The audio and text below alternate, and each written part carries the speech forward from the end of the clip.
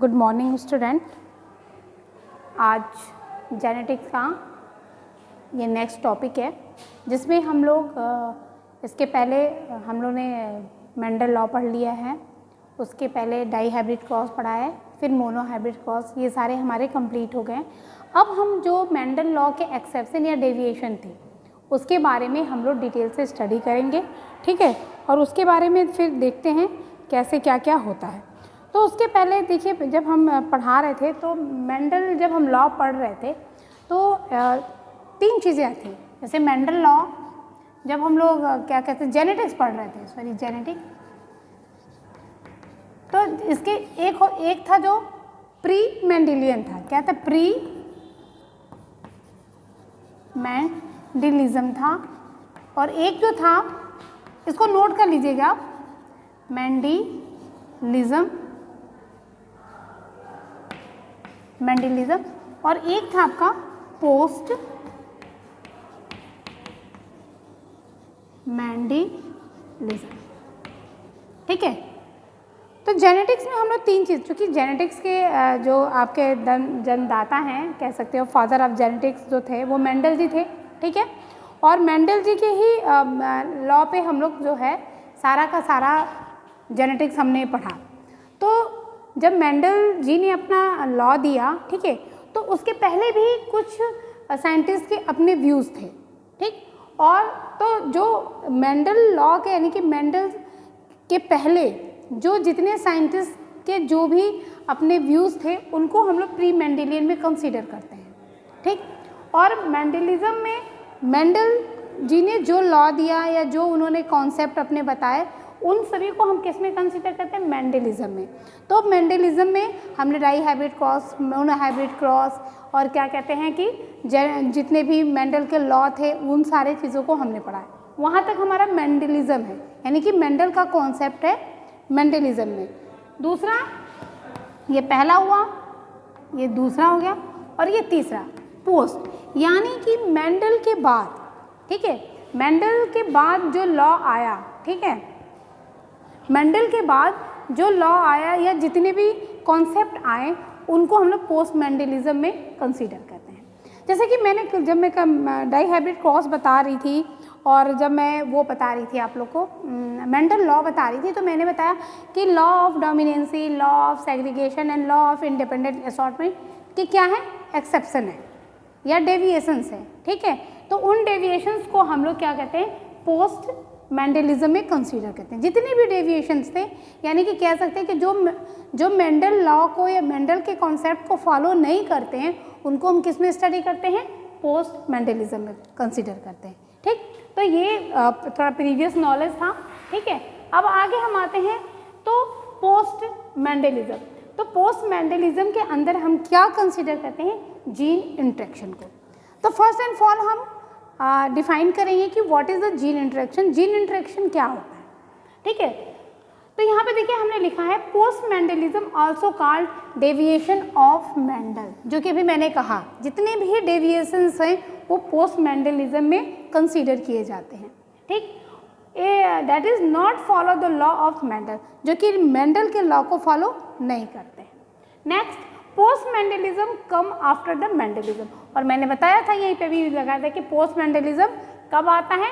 Mendelism के बाद आता है, ठीक है। अब आ जाते हैं हमारा main topic in gene interaction, what is very important है। और कह सकते हैं कि एग्जामिनेशन में आप क्या एमसीक्यू ओरिएंटेशन एग्जामिनेशन में यहाँ से बहुत सारे क्वेश्चंस आते हैं, ठीक है। ये आपके इंटर लेवल के लिए भी बहुत इंपॉर्टेंट है और ये आपके बीएससी सेमेस्टर वाइज जो फर्स्ट सेमेस्टर है उसके लिए भी बहुत इंपॉर्टेंट है। और वही नहीं, अदर भी जितने भी एग्जामिनेशन हैं, नेट के एग्जामिनेशन हैं, आपके टीजीटी, पीजीटी, इन सब से बहुत ही यहाँ से एमसीक्यू ओरिएंटेड ये टॉपिक है। क्या है gene interaction? The process by which the expression of 2 or more gene influence one other in a different way as an organism develop a single character. Very good, ठीक। और दूसरे कभी मैं इसको समझा रही हूँ। The phenomena of a single character is a control by 2 or more gene and each gene affect the expression of the other gene involve. ये कह रहा है जैसे मान लीजिए कोई जीन है, मैं यहाँ पे आपको एक स्ट्रक्चर बनाती हूँ। जैसे मान लीजिए ये आपका क्या है, कोई क्रोमोसोम है, ये क्या है, ये क्रोमोसोम है, और यहाँ पे एक दूसरा क्रोमोसोम हम बना देते हैं। ठीक है, क्या है, ये देखिए,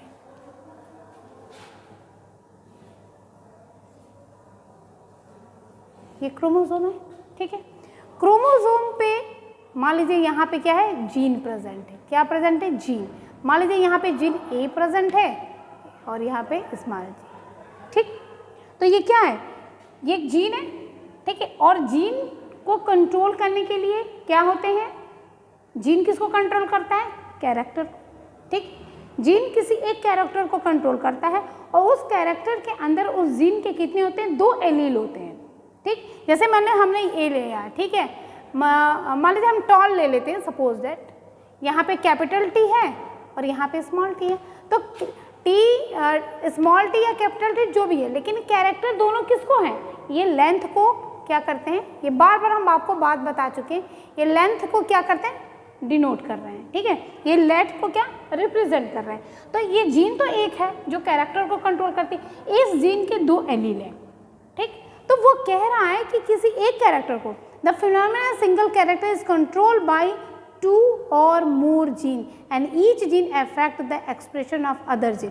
कह रहा है कि ये जीन, अब हो सकता है कि ये जीन जो है इसको अफेक्ट करे, तो इसको अफेक्ट करेगा तो इसके इफेक्ट को हिडन कर देगा, या हो सकता है मे बी यहाँ पे रिसेसिव है और कोई और भी जीन हो सकता है, या ये जीन इसको भी इफेक्ट कर रहा हो।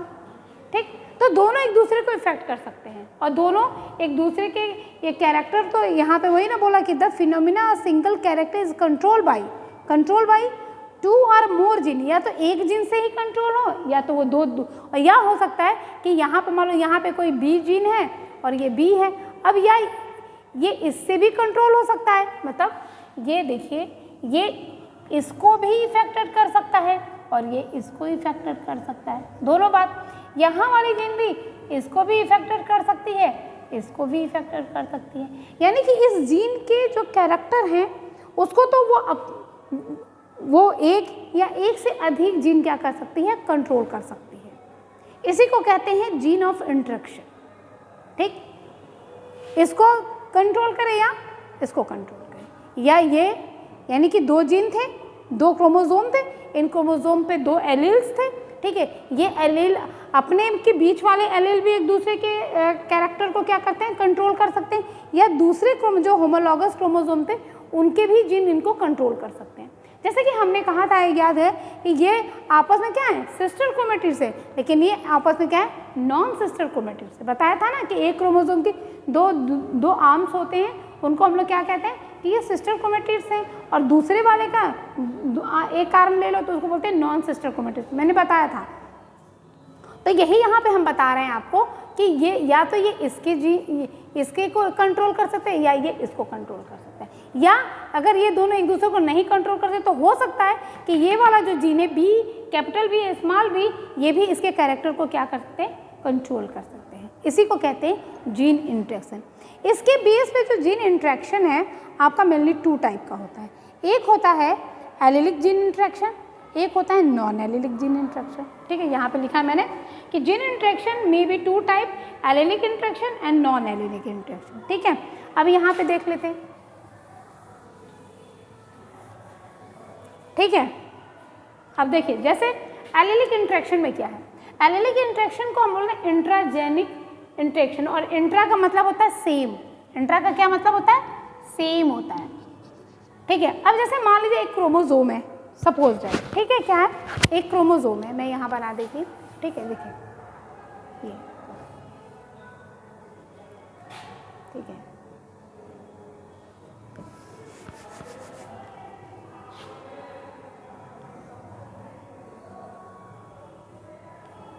ये जी, ठीक, और इस पे जैसे कैरेक्टर है ए है और ये स्मॉल ए है। ठीक है, एक क्रोमोसोम है और क्रोमोसोम पे क्या है, 2 कैरेक्टर हैं आपके, कौन से, एक ए है और एक स्मॉल ए है। ठीक है, यानी कि एक कैरेक्टर को हम पहले बताएं कि ये क्या है, आपस में एलील होते हैं। ठीक, एक ही क्रोमोसोम में प्रेजेंट एक कैरेक्टर के लिए रिस्पॉन्सिबल जीन क्या कहते हैं, एलील कहलाते हैं। कैरेक्टर तो एक ही है, ठीक, कोई भी कैरेक्टर का हाइट हो सकता है, कुछ भी हो सकता है। ठीक है, अब ये क्या करता है कि ये क्या करता है, इसके कैरेक्टर को इफेक्टेड कर दे, और या ये क्या करे, इसके कैरेक्टर को इफेक्टेड कर दे।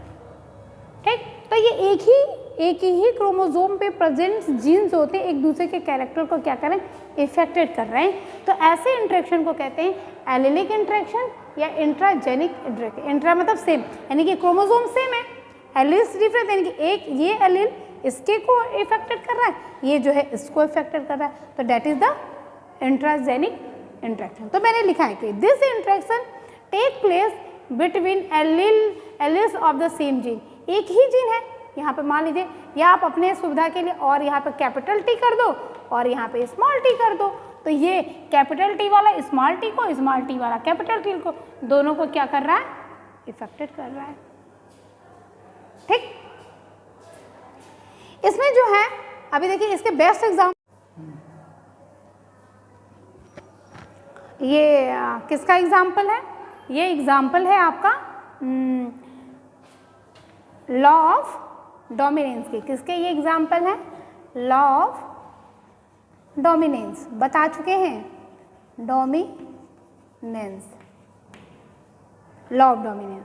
ठीक है, इसके बाद lethality, pleiotropy and multiple alleles, इसके बारे में हम एक एक करके आपको डिटेल से बनाएंगे। ठीक है, क्योंकि मैं लॉ ऑफ डोमिनेंस से जब पढ़ा रही थी तो मैंने बताया था कि उसके मोस्टली 2 एग्जाम्पल थे। कौन कौन थे, इनकम्प्लीट डोमिनेंस और को डोमिनेंस। यहाँ पे मैंने बताया था, इसका एग्जाम्पल बताया था आपका स्नैपड्रैगन बताया था, 4 o'clock प्लान बताया था, और क्या बताया था, और इसका को डोमिनेंसी का हमका AB blood group, MN blood group, Rohan colour of cattle, को डोमिनेंसी का बताया था। ठीक है, और लेथिलिटी है, प्लियोट्रॉपी है, मल्टीपल एलिल्स है। ये सारे के सारे most important, very very important, very very important है। अब इसके बारे में हम एक एक पढ़ के इसके स्टडी करेंगे। ठीक, इसी तरीके से हम आ जाते हैं आपका किस पे, आपके नॉन एलिलिक। अब नॉन एलिलिक पे जैसे मान लीजिए कि ये है, यहाँ पे हम बना रहे हैं, जैसे ये रहा और ये रहा, एक ये रहा, एक ये रहा, एक ये रहा, यानी कि ये 2 होमोलॉगस क्रोमोसोम है। क्या, होमोलॉगस, होमोलॉगस या हेटेरोलॉगस भी हो सकते हैं, इसमें नो प्रॉब्लम, हेटेरोलॉगस क्रोमोसोम दोनों पे हो सकता है, हेटेरोलॉगस क्रोमोसोम भी हो सकते हैं, होमोलॉगस क्रोमोसोम भी हो सकते हैं।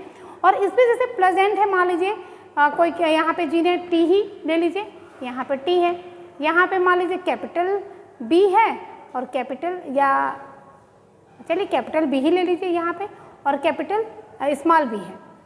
अब देखिए यहाँ पे क्या होता है, यहाँ पे तो सेम ही के अंदर हो रहा था, यहाँ पे ये इसके इफेक्ट को कंट्रोल कर सकता है या ये इसके इफेक्ट को कंट्रोल कर सकता है, दोनों, या ये इसके इफेक्ट को कंट्रोल करे या ये इसके इफेक्ट को कंट्रोल करे। यानी कि इसमें 2 होमोलॉगस क्रोमोसोम हो, हेटेरोलॉगस क्रोमोसोम है, उनमें प्रेजेंट जो एलील होते हैं सेम सेम में नहीं होता है, डिफरेंट डिफरेंट में होता है। ठीक है, मैंने लिखा कि this interaction take place between allele of 2 different gene. देखिए 2 जीन है, एक टॉल के लिए है, एक मान लीजिए टॉल हाइट के लिए रिस्पॉन्सिबल है, एक मान लीजिए इसके बोल्ड यहाँ पे मान लीजिए कलर के लिए रिस्पॉन्सिबल है। ठीक, अब कलर वाला हाइट को भी इफेक्टेड कर रहा है और हाइट वाला कलर को भी इफेक्टेड कर रहा है, सपोज डेट की मैंने बात की है। ठीक है, यानी कि 2 क्रोमोसोम पे प्रेजेंट जो 2 डिफरेंट जीन हैं, वो जीन क्या करते हैं, एक दूसरे के एक्सप्रेशन को क्या करते हैं, इंटरेक्ट करते हैं या इफेक्ट करते हैं। तो ऐसे को हम लोग नॉन एलिलिक, क्योंकि 2 डिफरेंट एलील हैं।